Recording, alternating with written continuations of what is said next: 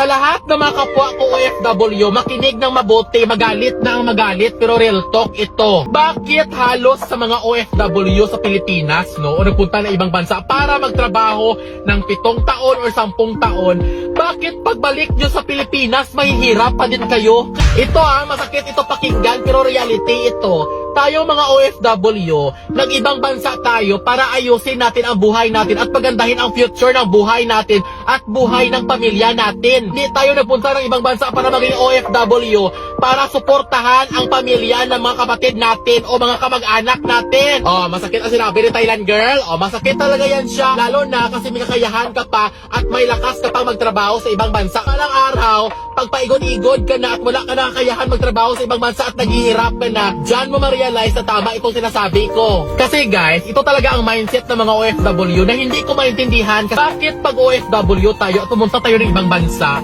bakit parang may responsibilidad tayo magpadala ng pera sa Pilipinas? Pero nagkasakit ka o kailangan mo ng pera sa ibang bansa bilang isang OFW, wala kang karapatan o nakakahiya manghingi ng pera galing sa Pilipinas.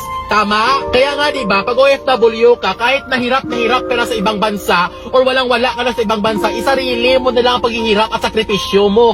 May mga time pa nga minsan na kahit na walang-wala ka na gutom ka na, naghihirap ka na sa ibang bansa, tapos nangailangan ang pamilya mo sa Pilipinas, mangutang ka pa para ipadala sa kanila kaysa sa mangutang ka para sa sarili mo. Tama? Diba? Tama? Iputa rin mga sa Pilipinas, no? Kasi ang nangyayari, hirap na hirap ka na sa ibang bansa, tapos pag humingi yung mga tao sa Pilipinas at wala kang may bigay, ang mga diputa pa ang galit, di ba? Kasi lahat ng mga kamag-anak at pamilya ng mga OFW dito sa Pilipinas, ito lang gusto kong sabihin sa inyo. Sa ibang bansa, ang binabayaran doon, sakripisyo mo at energy mo. Mataas nga ang sweldo, pero doon, patayan din ang trabaho. Kaya kung humingi kayo sa mga OFW, dahan-dahan lang mga animal ka mo.